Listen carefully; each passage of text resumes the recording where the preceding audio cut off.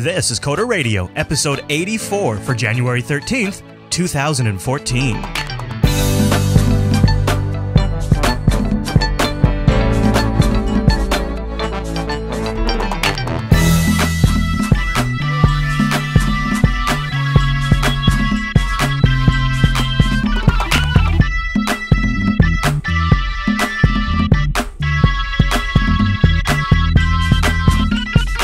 Everyone, you're listening to Coder Radio, Jupiter Broadcasting's weekly talk show, taking a pragmatic look at the art and business of software development and related technologies. This episode is brought to you by our three fine sponsors, GoDaddy, Ting, and DigitalOcean. I'll tell you more about those great sponsors as this fantastic show goes on. My name is Chris, and joining us every single week is our excellent host on the East Coast, Mr. Michael Dominic. Hey there, Michael. What up, dog? What up? Yo, what's up, homie? How you doing on the East Coast? Yeah, we're doing this East Coast thing, you know what I'm saying? Listen, though, Chris. That's about all the street I got. I gotta warn you. I have some news for you. Oh, what is it? Lay it on me. In keeping with my governor, I'm gonna have to close a few bridges. Well, that was gonna be my pre-show conversational topic. I forgot all about that. Oh, man. Yeah, no, you guys are making news this week. That's for sure. That kind of guy, because that's a disproportionate response. I gotta warn you, we do have some late-breaking news. That's right, it just came into the Coder Radio studios. There is drama in politics. We'll stay on this story for you as it develops. Oh, yes. Well, we got a good show today because, we're in full disclosure, at the beginning of a year, really the whole holiday range, a lot of people take time off, not a lot of things are being created, not a lot of news is being broken other than things like CES, which maybe we could talk about in a little bit. But there is a lot of really good feedback from our community this week. We have a ton of great emails, and we've got a live Mumble Room that's joined us. They'll come in later on in the show and bounce a few things around with us. So, Mr. Dominic, as is prediction? Road to Perdition, great movie with Tom Hanks. Before we get into the feedback, just a really super brief, like 1 minute coffee update. So yes. I've gotten the full setup now. I've got kind of a janky, just one speed grinder. I got the AeroPress rocking, and I picked up just like the highest rated beans I could find on Amazon because I just wanted to experiment, right? I'm in an experimental phase right now in my life, and I just wanted to try out everything in the chain before I really committed to a coffee itself. And I gotta say, it's been going really well. Smoothest cup of coffee. I didn't even know coffee could taste this good. I'm not so sure if I don't feel like it's really hitting me in the face with caffeine, though, and that's probably the coffee bean that I chose, or I don't know, maybe if the AeroPress method doesn't extract as much caffeine, but I don't feel like I'm getting that overdose. Almost, it's actually just the right amount, I'd say. So I'm pretty happy. I know you just made some coffee changes. Yes. So I've actually been ordering coffee locally now rather than through Wegmans. There's a coffee roaster by me in a town called Ocean Grove called the Barbaric Bean. That is awesome. They have a number of different plans, and we don't need to go into it too much. Unfortunately, they don't have a good software team, and their e-commerce is down. Oh, no. Uh-oh. What are you going to do? Well, it's one of those things where they have a personal relationship with the guy who did it, so... No, I mean, are you just going to have to go there in person, or I didn't mean... You have to email them the order and send them a check. Yeah, it's a little bad. I tried to tell the guy that, this is terrible. Yeah. Well, you know what was really awesome is we got a couple of emails from folks in the community who wanted to send us coffee. Yes. From like all Puerto Rico, Guatemala, all over the world. People are all over the world want to send us coffee beans, which is... So if you send us an email offering and you haven't heard back from us, you probably will at some point. Oh, you definitely will. Yeah, it was really awesome. And like, there's a lot of people that are into coffee. What did you say on Twitter last night? You are a connector between caffeine and Objective-C? Yes, I'm the coffee connection for Fingertip. Yeah. Oh, no, I'm a converter from caffeine to Objective-C. Yep. Very true. And it kind of makes you the middleman. All right, Mr. Dominic. That's right. Well, Bart wrote in with a very poignant question, of course, because this is the Coder Radio program, and that's the only thing people write in with. It's about C#.net. He says, hey, guys, I've written before, and I'm the Python economist data web app guy, and I appreciated your jack-of-all-trades discussion. Oh, yeah, I remember that. He says, I work in the D.C. area as a government consultant. Never would have guessed that one. At a big consulting firm. No, it's not Booz Allen Hamilton. And believe me, D.C. is a very Microsoft-heavy town. Most of the government agencies won't accept any development idea that doesn't have Microsoft's stamp of approval written all over it. In any other situation, I would never choose to write C# or .NET. But when you have to bin deploy on an IIS server and the only meaning of Apache is a Native American tribe, .NET is really the only way to go. For example, when I've tried to deploy a client Python apps on their IIS server and tell the client that you need to install this third-party module in order to get things to work, they dismiss your concept immediately. So in the end, .NET and C# is very attractive for developers in the DC area because the government has forced all agencies' hands. Just thought I'd contribute to the discussion because no one was talking about .NET use cases. Thanks for the great show, Bart. Yeah, that is really, I think some of that comes from the sysadmins. I think what happens is over-controlling sysadmins, because I've been there. You ruined it, Chris. I had a whole rant about lazy sysadmins. Really? I'm being honest. Go, because I think you're right. I mean, I think that's... So, in my experience, and I mean this in the nicest way possible, sysadmins are a pain in the dick. Oh, dang it. I mean, they always complain, oh, the dev wants access to this. That's never the case anymore, unless the dev is like a college kid. The issue is always the sysadmin's like, well, VB's worked for 20 years, so fuck you. This is not a safe for work episode. Inappropriate? Yes. And the problem is, sysadmins all think they're good programmers, and there might be one exception named Alan Jude.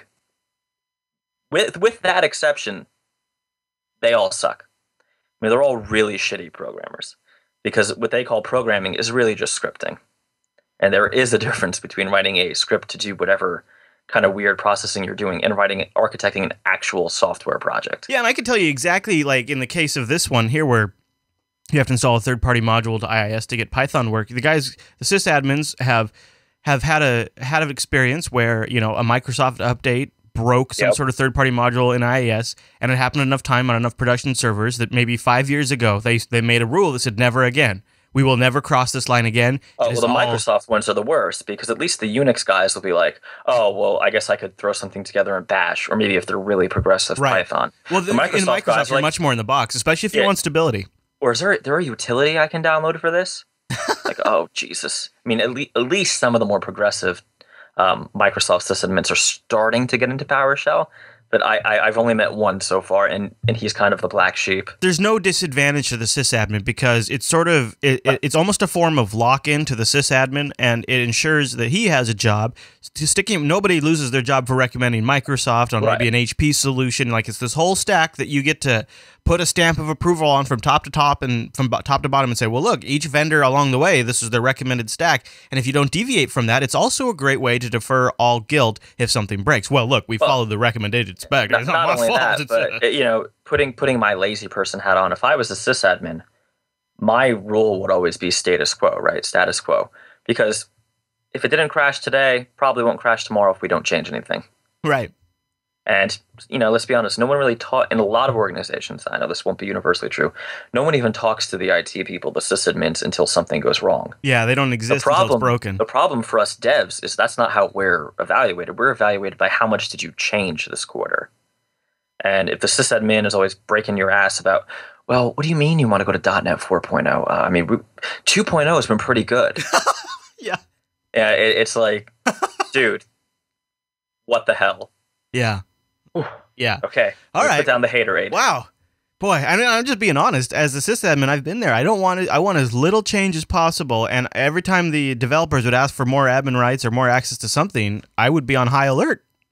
So, that kind of thing you should be on high alert for, and I agree with that. But the attitude that I've seen with some, and I'll be honest, some, let's just say, clock punching sysadmins, is that every time I stop you from doing something, it means I don't have to work late. Yeah. And, oh, well, if, you have to account for the delay in the project. Right. And, there's also been the situation where the developer pushes you to update something, like maybe it's PHP, maybe it's .NET, and then that breaks other things. And, oh, now I have a whole evening of having to fix all these damn things because he couldn't just make it work with .NET 2.0 or whatever. It's kind of a snowball effect of crap, right? Yeah. once you make that first compromise, that seems reasonable. Oh, well, we have this script that works, let's not update. That might be cool for a month or two. Several years on, that's going to be a problem. Yeah. And let me just, can I give you a little war story? Mm-hmm, yeah. I once worked for a sysadmin who didn't believe in using dev and staging servers. Okay. Because, Okay, quote, boy. I would have to account for the spend of 2 other servers. I can almost hear that. Yeah, I can see that. Oh, and another part of his issue was they had no automated deployment of any kind. Oh. So he would have had to spend a day per server manually configuring it. Like there was not even like a ghetto image that he could just, spin up. Jeez, that's so... To be clear, we're talking about AWS servers. Okay. Yeah. This is God damn it. That was a nightmare because then it's, oh, well, can't you just push to production? I don't want to. Not really. We shouldn't because no one's tested it. Yeah. I mean, we've tested it on a local host, but that's like the 8th deadly sin, right? Yeah, that's works not, on my machine. Yeah. All I wanted was a tiny EC2 instance for dev. Yeah. I ended up hosting it myself because I just couldn't deal with it. Yeah, that's really frustrating, and it slows down the process. Well, the problem is, again, the sysadmins in poorly managed organizations are graded by 2 things. Did you keep the cost down? Mm-hmm. Did you keep the servers up? Right. I would have, and this is a developer bias, I would have them graded by how much developer time did you save us? Wouldn't it be interesting if that was one of the elements? Maybe also like how current and patched are the systems? Like how secure is the network? How much are you pushing that agenda forward on a daily basis? Those are some of the metrics that I'd like to see sysadmins measured by more. Like, we have right now, there's this huge, massive 110 million target customer data breach. Now it's looking like malware, according to Krebs on security, malware was actually installed on the individual point of sale machines. And then there was obviously some other stuff going on. It might be beyond target. And all of this probably comes down to bad system administration. Potentially. There could be a role in there. And it's those are things that also need to be benchmarked. That's a problem with the managers of the sysadmin, right? Because as long as the server's up, he must be doing a good job. He might be playing Pong. Right. In fact, it's almost a suicidal, like, as long as that server's been running and the more money we're getting out of it, i.e. the longer we use it for, the better he's doing his job. And what that always means is the longer we're pushing older hardware, pushing older software versions, the better he's doing. And that's just crazy. Yeah, it's really a... and I would say the other problem is, I always rant to get the H-1 visa stuff, but I don't know, man. Like, most organizations I work with don't really have large IT departments anymore. Mm-hmm. Like, the sysadmins have kind of gotten the shaft. There's a lot of outsourcing that, right? Mm-hmm. And again, I think for organizations that aren't IT-based, aren't tech-based, it's really easy to see IT as a pure cost center, which is what it is, until your e-commerce site goes down. Yeah, no kidding. Yeah. Or your email. Right. Or, well, if your email goes down, you deserve it. I'm sorry. But... People freak out.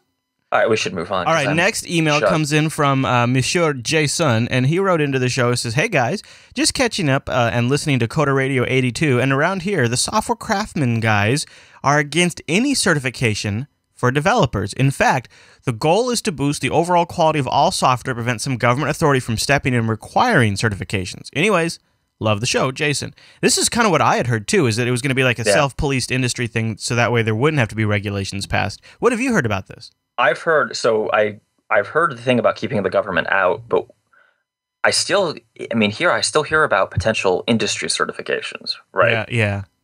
Where, to me, it doesn't matter. Be one or the other. Well, it doesn't matter if you need the certification to work or it becomes harder to work without it. To me, that's a bad thing. That's giving up one of the advantages of the software industry. Yeah. Now, I feel a little mixed about this because on the one hand, somebody who, there is a place for it, right? For these Java certifications, these .NET certifications. Maybe for military level applications. Well, I think when you're building something that kills people, yes, Yeah. I'm okay with Like I you. worked with a client who had to go through a pretty lengthy business certification process in order to get a contract to build inverters for the machines that were driving around in Afghanistan. And, they had to implement drug testing policies at this client. They had to implement new certification processes for some of the builders. Right. So in some scenarios already today, we already are seeing that. And I actually don't think any of those requirements actually apply to any of the developers who are making the controller software. But like the builders, the guys assembling it all had to go through a certification process. So I guess there's two issues at hand, right? Certainly, I think it's appropriate. Let's just use the Army, for example, right? Let's say you're in fact, they are programming their drones in .NET, aren't they? Yeah, they are. There was a story about that where there was a bug. Yeah, nice job, assholes. When they wanted you to be a certified MC, whatever the hell. I only know what the Oracle ones are called. I don't know what the Microsoft ones are. I'm okay with that. But I'm not okay with you needing to have that certification to do somebody's ASP.NET site. Yeah. The problem is, and I think the problem the craftsmanship people are getting to, is that whenever the government does something, they don't do half measures. It would be like architects all must be bonded and certified. Having said that, I don't know, man. The craftsman guy, their self-policing is pretty rough. Some of them won't hire engineers who haven't, done the Oracle certification. What is their method to enforce that, though? We simply don't hire the person. Oh, okay. So it's up to the employer to Yeah. I don't know. I've worked with a lot of developers. My experience, the ability to pass a written test, there's not really a correlation there. Because I don't know. I think this is going to be the issue for 2014, though. That Scott Hanselman post. Developer versus engineer versus computer scientist resurfaced again in our subreddit. And I think this is going to be one of the defining issues of 2014 is, these jobs aren't really the same job anymore. And certainly the skill set for what I would consider a software developer has a lot more to do with a little bit of business acumen, a little bit of interpersonal skills, and a lot less of math, right? However, when you're designing something Google scale, certainly it's okay if you can't talk to the secretary, but you can do calculus in your head. Right. Maybe the reality to me, and more I'm starting to feel that these are just simply three different jobs. These are three different people. I could see that. And one of them has very high requirements and standards and certifications. And if you're going to get into it. Yeah, I think they all have extremely high requirements, right? Yeah. The difference is, in my mind, the developer requirements focus a lot more on more traditional soft skills, interpersonal skills, in addition to the tech stuff. And the other two are one's purely academic, right? So the academic's kind of different. But the software engineer label, less on the soft skills, less on the business side, more on the algorithmic side. Maybe. Again, if we start drawing these distinctions, it can get really messy really fast. And to be honest... And limiting. A large enough organization that's going to be effective needs a little bit of both, right? Yeah. You need the Ruby hipster who can step on stage and charm the hell out of everybody there. Wow. You need the guy like me who can make everyone fantastic coffee.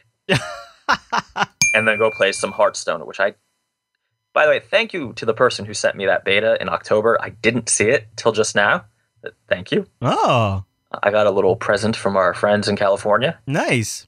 What was it? It takes all kinds, different strokes. Very true, Mr. Dominic. Yeah, I guess I just don't think it's important anymore. All right. Well, I want to thank DigitalOcean before we go too much further here, and I want to start with an email we got from Michael O. So DigitalOcean, you're probably familiar with them because they've been a sponsor here for a little bit on the Coder Radio program, but I know some of you are still new to DigitalOcean. It's simple cloud hosting dedicated to offering the most intuitive and easy way to spin up a cloud server. You can get a cloud server going in 55 seconds, and pricing plans start only $5 per month to get 512 megs of RAM, a 20 gig SSD, 1 CPU, a terabyte of transfer. And by the way, DigitalOcean has data centers in New York, San Francisco, and Amsterdam. You can get a $10 credit by using the promo code Coder Radio January when you check out. New promo code, Coder Radio January. Michael O wrote in and said, I first heard of DigitalOcean on Coder Radio. While I might not be the target audience of what DigitalOcean is for some people, I have found two great private uses for it. First, I set up this SVN server for myself and on one of the droplets. I can now access my SVN server from anywhere instead of having to be at home. He says it appears my ISP blocks those ports coming in. Since my use is well under the 20 gigs of the smallest on my main data center folder on my main computer is under 2 gigabytes, my main data folder on my main computer is under 2 gigabytes, a nice rsync backup makes it a great solution for offsite backups also. And this is the one that paid off over the Christmas break as I was out of town, and due to some stupidity on my side, I deleted all of my user files on my laptop. 1 hour later, 2 gigabytes over the mobile network, and I'm back up and running on my laptop. Wow. I wish to thank you for advertising them, as the access to having all of these servers has been a great help to me. He says, I also hope to play around with Tomcat in the future. It's a great value for $5 a month. So go see what Michael's been talking about. Go over to DigitalOcean.com. Use the promo code CoderRadioJanuary. You'll get that $10 credit, and then you can try it out for 2 months if you get the $5 unit.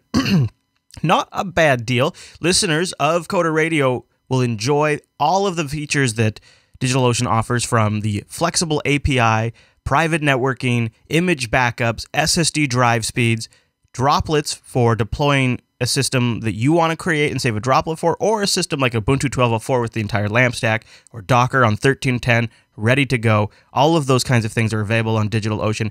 And by the way, DigitalOcean offers a vast collection of tutorials in their community section, and users can submit an article to the community. If it gets picked, you'll get a $50, I think it's a credit, from DigitalOcean if they publish it. There's lots of good resources in there. We've pointed you to a few of them.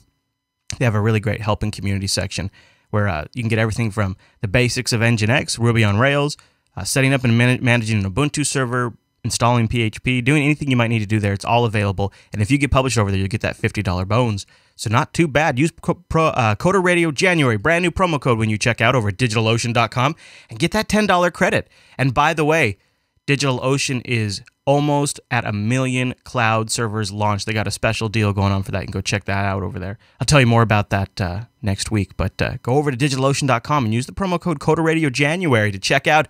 Get that $10 credit. And a big thank you to DigitalOcean for sponsoring the Coder Radio program. And I'm glad Michael O is enjoying his DigitalOcean service. Nice that he was able to restore all his data. That's a score. Good use. Yeah, it's pretty good. I hadn't thought about using a DO server for source code hosting, but that's not a bad idea. Not a bad way to go. All right, well, we got another mic. Wow, we're hearing from Michaels and Mikes today. We are legion.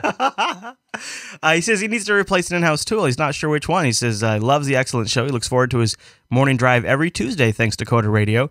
He's hoping to seek our sagely advice regarding a project that he's about to start. He currently works for a company that develops software for various media platforms, as well as a few apps on their own. I'm currently working in software quality in regards to the previous episodes. Test automation is a godsend. Having said that, not all of our work can be tested using automated tests. Much of it requires eyes-on approach due to the fact that we deal with audio and video quality. That makes sense. Yeah. We currently have a web page app that uses internally, but it's just to log test results, but it's in dire need of revamping. It was developed using PHP, but I feel another language might provide a better, more room for improvement. I'd like some flexibility as far as what I want, as far as what I'm able to implement in the future. But as of right now, logging results in a database and displaying content dynamically is all that is needed. I was just curious about what recommendations you might have. Thanks for the great show every single week. Mike, so what do you think for an internal tool, bug tracking, web-based app? You know, whatever, I hate this answer, but whatever you guys are most comfortable with and seems most appropriate for the job, given the full spec. Someone please don't sound clip that. I don't know. I mean, to be honest, I'd probably do this in Java. Yeah. But I don't see anything particularly limiting about what you're doing. You said you did PHP, so you're probably not a .NET guy. I mean, Ruby would be able to do it fine if you wanted to dip into Ruby, but same for Python. You know, I often feel bad about having to give this answer, but unless there's something you left out of this that's terribly It almost feels specific. like people are writing as a blank book. right? Like they've Right. never, but we know that's not the case. So it does seem like the best thing would be if you really would just want to get it done and working right and be able to maintain it long term.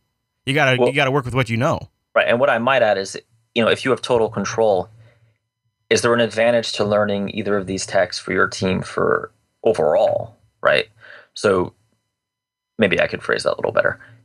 Are there other problems that you think, for instance, going to Ruby might solve in other projects that getting your team a little bit of experience rewriting this project in Ruby would help with? And that would go for any language, right? Ruby, whatever, Java. But really, other than that, all of the options that I would recommend to anybody are fairly mature. So there's not a huge downside in any of them. Okay. I mean, that's straightforward. Yeah. I mean, unless you want to be a cool kid and use Node.js, but, that would be wrong. Yeah. All right. So we have a few more emails to get to before we get to our mumble room. Bernard wrote in, and I'm not. Is this C++ to 11? I mean, what C++ 11? What is this? It's the new language specification. Yeah. So I can actually just kind of summarize this. Bernard, thanks for writing in. He writes in asking us kind of what's the deal with C++ 11, right?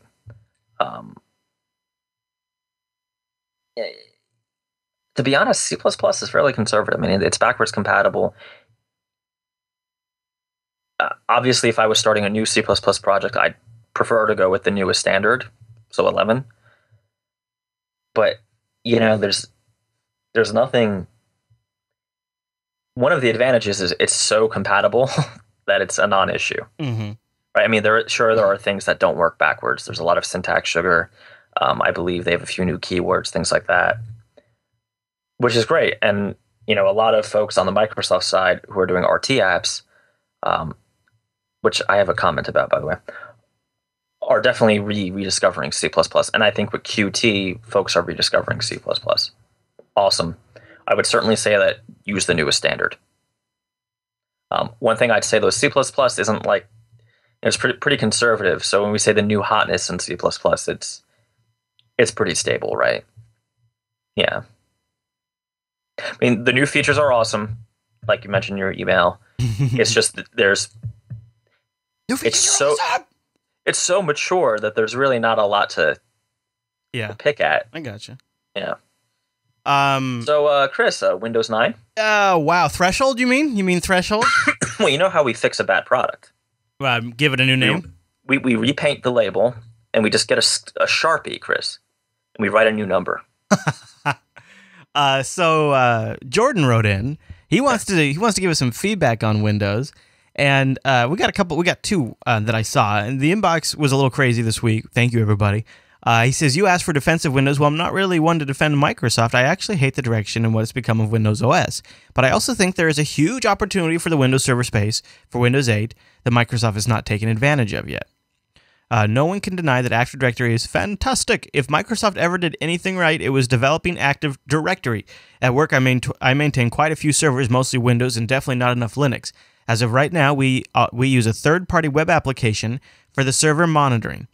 And if we're away from our desk or another desk without access to our computers or credentials, we can quickly become useless, not having the necessary tools readily available. Remote software like VNC helps significantly, but that just means we're planted behind another desk even more. And yes, that's not always a bad thing, like right now, for instance. Surface could become an extension of the server and allow for easy access to files, applications, resources, administration tools, but I don't see anything of the sort coming out of Microsoft. With Win 8 taking advantage of Server 2012's file system, ReFS, Microsoft could easily push Win 8 as a server monitoring application development user administration tool rather than an overpriced consumer device that no one is buying. I believe many more people in my position could see the benefits of the Surface if Microsoft focused their vision. Windows 8, especially paired with Azure, could be big in the enterprise, yet they continue to push Windows 8 as a consumer OS. That's interesting. I think that focus thing is, people have always said that about Microsoft for years now, and that's been a huge problem that they've had. And I think too, the problem is Microsoft AD is very good. Active Directory can be very good. It just can also be very overkill for anybody who's smaller than a couple of hundred employees. And so there really could be something in the sweet spot that would really address that. Now, maybe Microsoft could do something like you're saying, and maybe the way of having directory servers and domain controllers goes away, and everybody just has a really fast internet connection with some sort of login system to a hosted Azure system, and then, it's maybe in your scenario that would work. But the problem is, I think what Microsoft's really up against is the desktop requirement to have Windows over the next 5 years is going to start really evaporating faster and faster. There's a lot of proprietary applications that only these companies have, but with the expiration of XP and then the eventual expiration of Windows 7 way down the road, these people, a lot of cases, will replace them with web applications. And then once you start talking web applications, you really pretty much stop talking Windows. I don't know. It's not a great defense, I know. We're supposed to be pro Windows there. Yeah, I mean, I also think there's a conceptual issue that the writer's forgetting. It's pretty clear that Microsoft doesn't want to be that server enterprise company. They're happy making all their money there, but it seems like the direction they're going is they want to be a consumer company, a consumer brand. So good luck with that. Which actually, I mean, all kidding aside, makes a whole lot of sense, because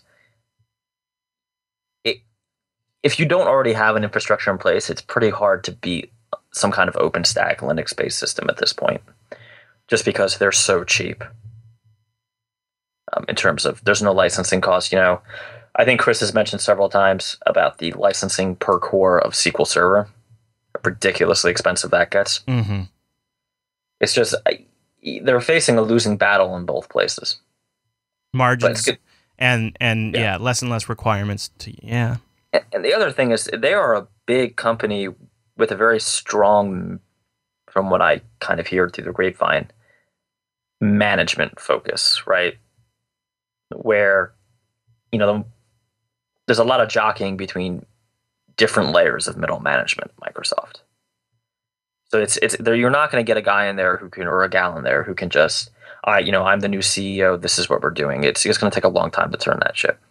I am really surprised there has not been an awesome alternative to Active Directory over the years. I guess it would just require too many different vendors to work together.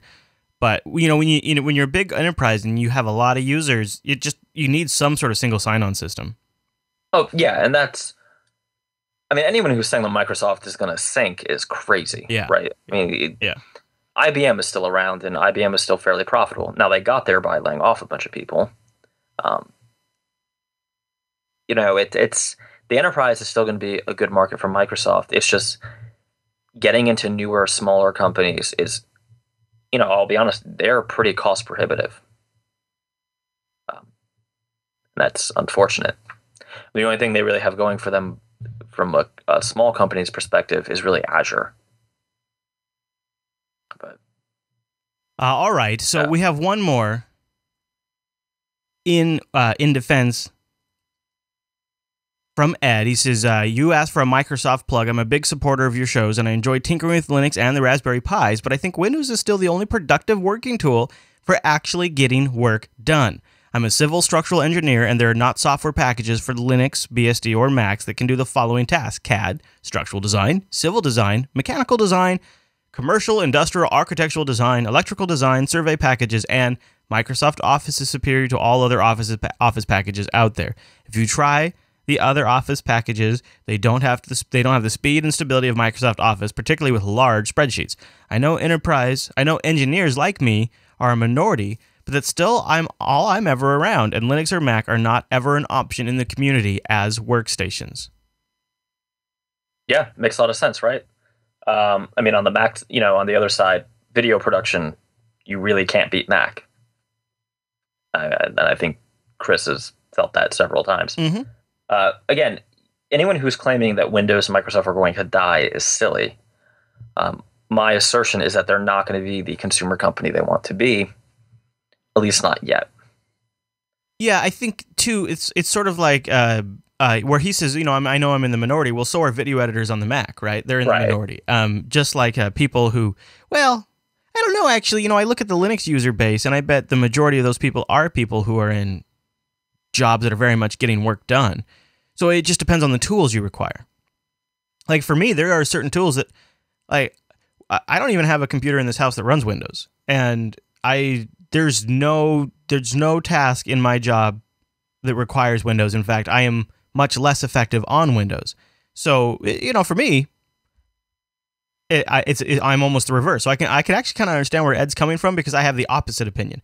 And I don't want a large Office suite. I don't want all the Microsoft Offices. I don't even like as much as Google Docs is anymore. I have very minimum requirements in that regard. Right. And I don't have any CAD, but I do have video production that I need, or something like that. So that's fine. It's the different tools. And I think I think why people are sort of pushing up against this, and what we're seeing here is, I think the media messages, especially we're just all getting over the CES high, and I'm sorry, the high, really? I know. Well, it was kind of, hey, all the best stuff. Literally, I think the best things that were at CES I covered in last, and then if you don't watch anything else, just watch last, because there's a dozen good things, and that's it out of hundreds. So, yeah, CES. Yeah, this one was. I think this year was a little bit of a stinker. Not that interesting. And I'll tell you, but what the messaging is. Windows is going away, PCs are dead, all blah blah blah blah blah. And really, what we'll all discover is that all of these things are so entrenched that their usage will be in minorities, but they'll always be here. And so Ed will still have his Windows machine. I'll still have a desktop machine that I can edit video on. It doesn't matter if everybody's buying tablets and wearables. Do you have your wearable on right now, Mr. Dominic? I have a Fossil watch that my fiance got me. Is that a wearable? Well, I think we're just going to start calling anything that goes on your body a wearable. So, right. Yeah. Well, then I have a shirt. Yeah, that's this is a Code Radio first. Pants. Ooh, you one up me. Nice. Yeah. All right, well, before we go any further, I want to thank GoDaddy.com, longtime sponsors of the Coder Radio program, and they have got a great deal this week. You can get 30% off anything you want from GoDaddy if you use the new promo code 30deal2. Yeah, because first the worst, second's the best. So it's 30deal2 when you check out over at GoDaddy.com to take 30% off any new products in your shopping cart. Get a domain. Get that hosting, get that website going. I love to recommend GoDaddy for teams and small businesses because they have the tools to make collaboration work. Literally, to make that work, and and keep it secure as well. They've thought through this process, and because they are the world's #1 domain name registrar, they have so many customers that they've worked these processes out.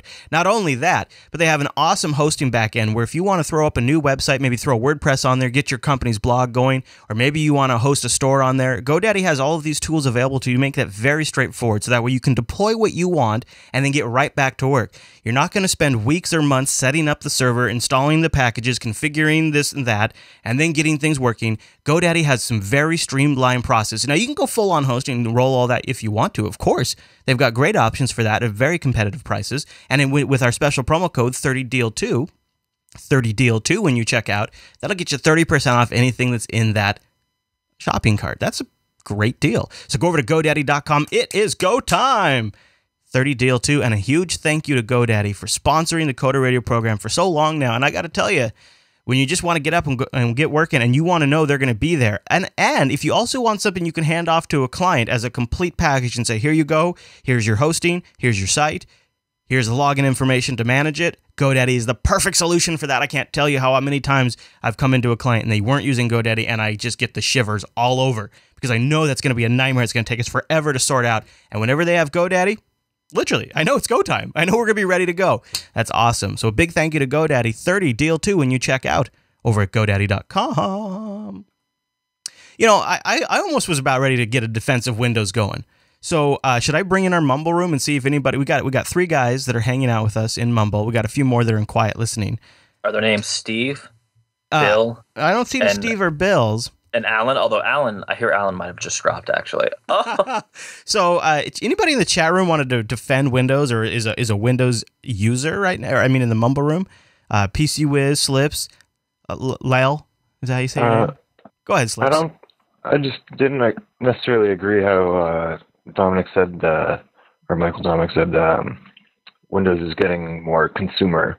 I think they've got a lot invested in the workstation market in the enterprise more than the server space. More than the server space? Yeah, it seems they're very organized around providing the small office and like large deployment environment for a lot of offices. Like their management for all of the instances on workstations and stuff is I thought it was very large. Yeah, actually, again, I think I think there's a disconnect because I think what Mike is saying is like they're really good in that area, and that's right. I'm saying they do well on let's just group it all into like the corporate side, right? The business side. Mm-hmm. I'm saying I'm saying they do poorly in the consumer side, but their recent reorg, their strategy for 2014 seems to be focused on the consumer side. Okay. Okay, right. I misunderstood. So, okay, here's a really crazy thing that I'm telling you, I'm not all in on this, but I just wanted to float it past you guys. So one of the really big things back to CES that came out of CES was smart TVs. Like LG announced a WebOS powered TV. They said it'll be shipping on 70% of their TVs in 2014. Now I'm just sad. I miss WebOS. I know, and they have like a whole card. They brought back like an homage to the card interface for switching between running apps on the TV. TV becomes an app. There's Netflix, there's Hulu, there's all those things, but there's also Twitter and Facebook and a web browser and all that kind of junk. Now, do you think potentially, if you, and I'm not trying to be mean, but if you look at what a lot of average quote unquote users use their computer for at home, it's browse the web, check Facebook, and email. Maybe every now and then they print out a resume. I mean, it's very minimal stuff. Some of them really don't even go outside of Facebook on the web, right? And so couldn't a TV, first question is, couldn't a TV fill that role? And then the second question is, does that screw developers if all of a sudden all the devices people are getting their hands on are TVs that do computing and tablets? I mean, is that a dark future, Mr. Dominic? Well, I don't agree that TVs can fill that role, but I definitely agree that tablets are filling that role. Well, so I don't think it. So it's like an augment to the tablet. It's not quite web TV. It's like it's death by 1,000 paper cuts. It's right. You have so your here's TV the thing with the TV, though, right? I mean, how many times have we heard from Microsoft? Several times, Canonical at least once. Even rumors out of Apple that someone's going to make the TV the hub of your experience, right? And I just don't think people buy TVs like they buy tablets and phones. I'm thinking it's like the TV is one more way where you don't need the PC. It's not that it replaces the PC. It's just something that you used to do on the PC, you now do on the TV. Something you used to do on the PC, you now do on your phone, and now you do it on your tablet. Now you do it on your console, but you're not doing it on the PC. So it's... Maybe. I mean, I'd put it to the mumble room because, at least in my house, the TV is a very 1950s kind of thing, very community. Like the TV's only use is we all watch TV together. And that's kind of it. What do you think, PC Wiz? Yeah, go for it. TV, it's just a media consumption device. You don't want to do serious whatever on there. I'm not going to sit down and edit my CV on my TV. It's just too big. Wait, is that a humble brag? That's a good humble brag. No, what I mean, okay, so I think I'm not selling this right. I don't think it's going to replace all functions of the PC. It's just one less thing you'll do on the PC you'll now do on the TV. I guess I can't think of anything that I could so I'm replacing a lot of what I do on my laptop on an iPad, but I can't think of anything I'd rather do on the television other than like gaming that I could do on the iPad. Anything productive. Yeah, maybe reading Twitter. I would hate to do that on the TV, right? It's 160 characters and 1080p. I mean, okay, so these smart TVs, so they're bust. They're no good. I think they're pretty broke. I mean, I had a project a couple years ago that involved one of the early Samsung smart TVs. All it is I mean, at the time, all it was really, really poorly jerry-rigged HTML, right? And it's just not compelling. And it might just be me. I might be a little old-fashioned in how I use the TV. But to me, the TV is just a thing I look at to watch literally programs with family and friends. Yeah. I can't... it's a display. Right, and I play some Xbox. Beyond that, I don't... I just can't ever see myself like editing a contract. Or, I mean, maybe one day I'd hook up an Xbox One and have a Skype meeting via the TV, but even then, that just seems kind of silly. Mm-hmm. Yeah, I'm with you there. Yeah. Go ahead, Lil. Or how do you say your name? I was going to say, I use my TV as my PC. And yeah, I mean, I don't do business work because I don't work, but I don't have a job right now. But I can't go to anything less than 32 inches now. Wow. Okay, so my biggest monitor, a computer monitor that size, that's as cheap as a TV. Yeah, I like the large real estate too.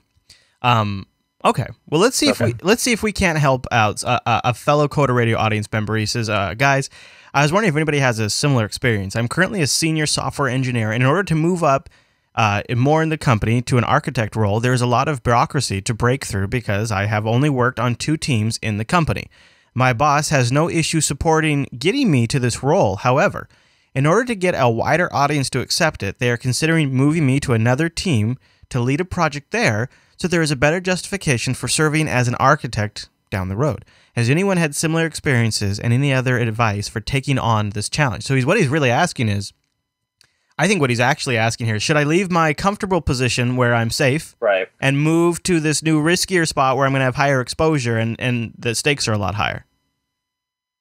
And yeah, he's got the bureaucracy where like you kind of have to maybe show your merit before they'll promote you. So what do you think of this, Mr. Dominic? Is this a risky move? Do you think this is... So this is actually an area where I don't know too much about, right? I haven't done the whole corporate thing for a long time. I would say that, I saw someone do something similar to this, but what they did was they took advantage of basically me coming in and, the old jerk contractor meme, right? Yeah. The contractor gets to come in and tell everybody that they're stupid and no one can say anything.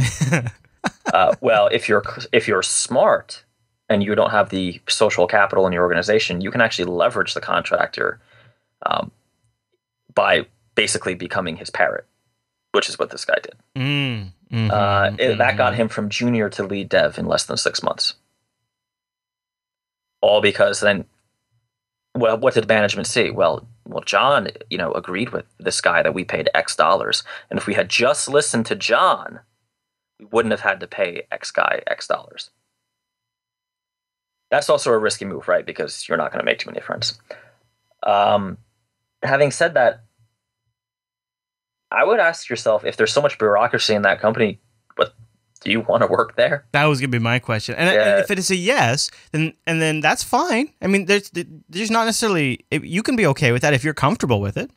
And I think asking this kind of question to Chris and I is pretty bad because we both very actively rejected corporate life. Yeah. I would say, Cerebral Vortex, if the position you'd be moving to, if the person above you is well respected and well liked, then that could be a good spot for you to be in to move forward in that company. And if you're bored and if you picture yourself in that job for the next year, and you see yourself kicking yourself for not taking this opportunity, then you've got to do it. Well, here's the other thing though: are you bored with your job, or are you bored with the company? Right. Maybe the products that they make, etc. Can I say one more thing? Yeah.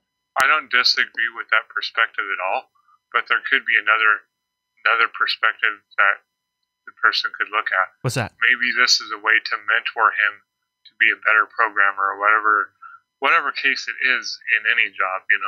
Maybe it's a mentoring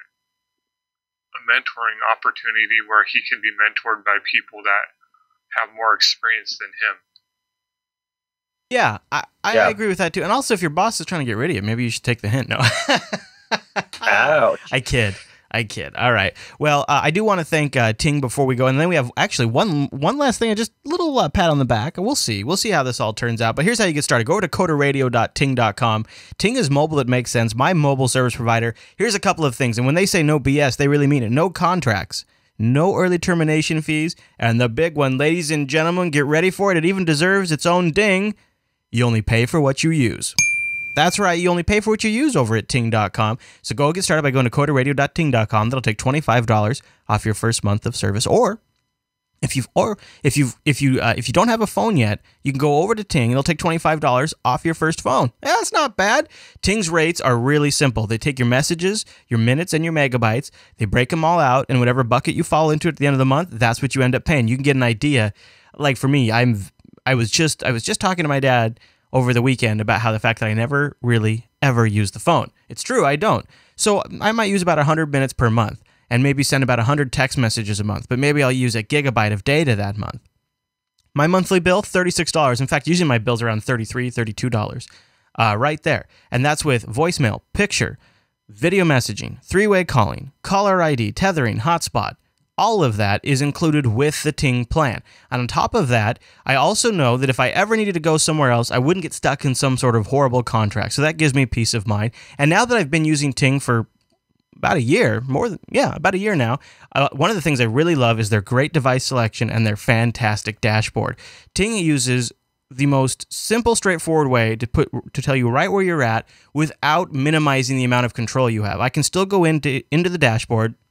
I can set up things like what alert limits. Perhaps if I had a family member or a business team member who was frequently using tons of data, I could send a little ping to their Ting app. Say, hey, by the way, you're at a gigabyte of data right now. What you doing, cowboy? Simmer down now. You can set all those things for the Ting dashboard. You can set things like call forwarding, caller ID options. You can manage where each device is at. You can activate and deactivate a device if you're not going to be using it. So maybe you have a couple of devices for testing of your Android app, and you're not going to use the app for a couple of weeks while you're just beginning to work on it.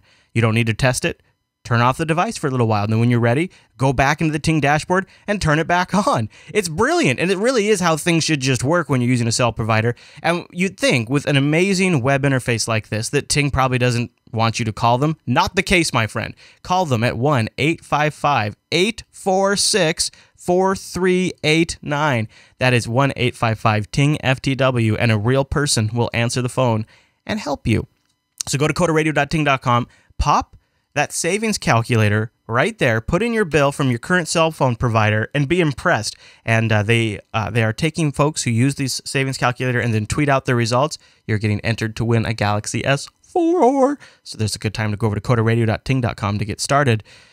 I tell you what, we have folks in our chat room right now who have switched to Ting, and they absolutely love it. So I'm not the only one. I think Ting is fantastic, and a lot of folks in the Jupiter Broadcasting community do too. So go over to coderradio.ting.com, and a big thank you to Ting for sponsoring the Coder Radio program. Bum, bum, bum, bum. Okay, so this might be a little early to call it, guys, but last week we had a guest on, and we talked a lot about Java. And we were kind of, the consensus of the conversation is that, man, it kind of seems like 2014 is going to be a good year for Java, right? And I think, Mike, that you're pretty comfortable with that statement, right? Yeah, I don't see any major hiccups coming.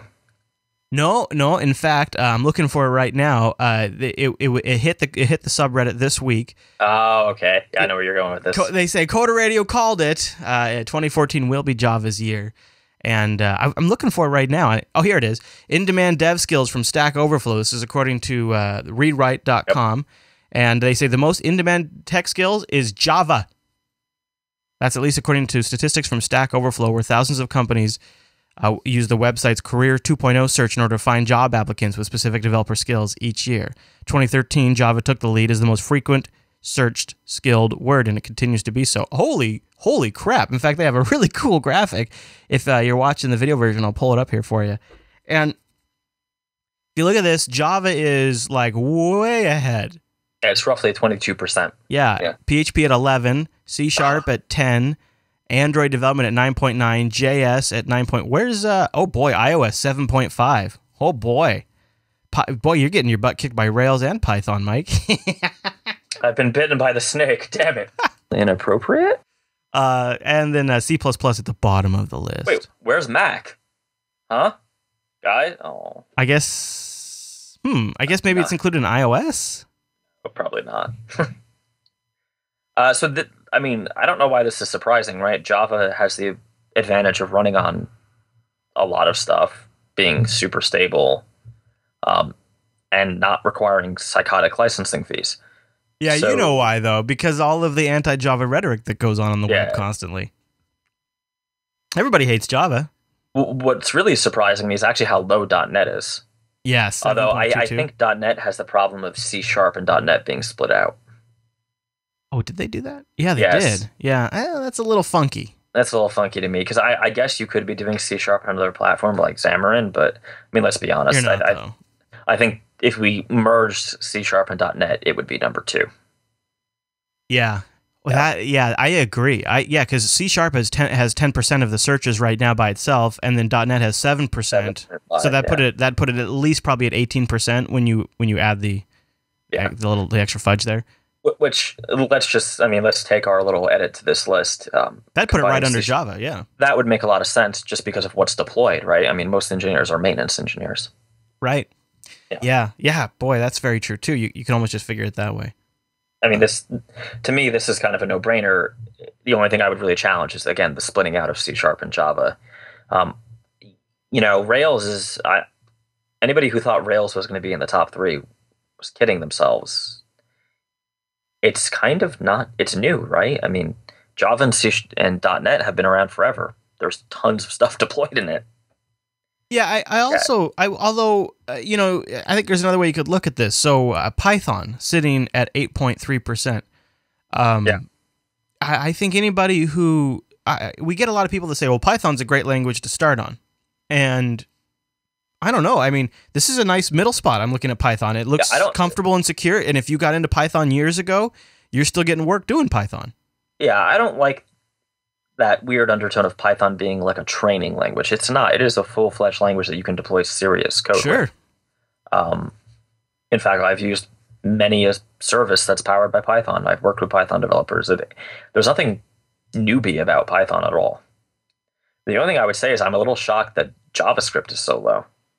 I mean, I thought JavaScript would be top 3 for sure, given Node and given everything else. How is that? I mean, if you just look at sheer amount of JavaScript on the web, right? I guess, but these are job searches, so people are probably searching for a lot of maintenance. I mean, look at PHP coming in at number 2 or number 3, depending on how you count. Saying the PHP is so screwed up that it needs a lot of maintenance. Is that what you're saying? No, I'm saying that there's a ton of PHP deployed already. Oh, okay. I wasn't sure where you're going with that. I was like, is that a subtle PHP bash? My unproven survey says it takes 3 PHP engineers to maintain a PHP app. Wow. That's where it takes 1 Java. I don't know about that. That's not true at all. I'm actually also a little surprised. I guess you can't have everything on the top, but Android. I mean, there's so many Android apps now. So many. I guess there's so many iOS apps too, and they're both. There's the other thing though. If you break Android and Java apart, that's a little weird too, right? Because the issue I have with this is they're counting languages and platforms separately.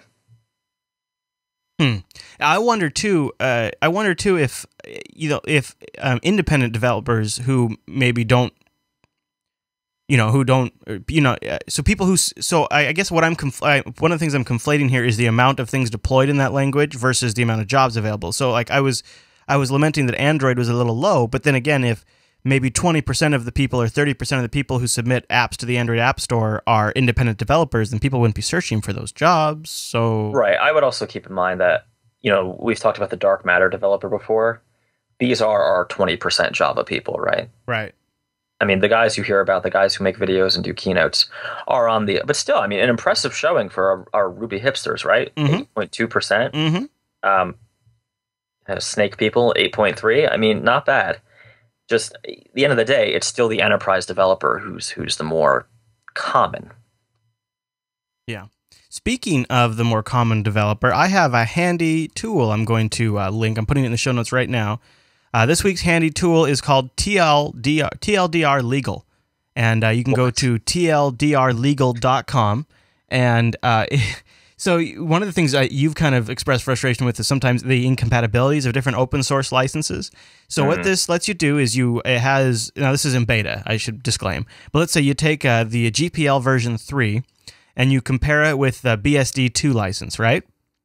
And then you say combine, and it will spit out all of the areas they are compatible, the areas they are incompatible, and the requirements when you boil the 2 licenses down of what you must do. For example, if you ship a project that has a mix of GPL and BSD2 code, you must include the original code, state changes, disclose source, include copyright. You cannot sublicense or hold liable because it's GPL3. You can commercially use, you can modify, you can distribute, and you can warrant. It's kind of interesting, right?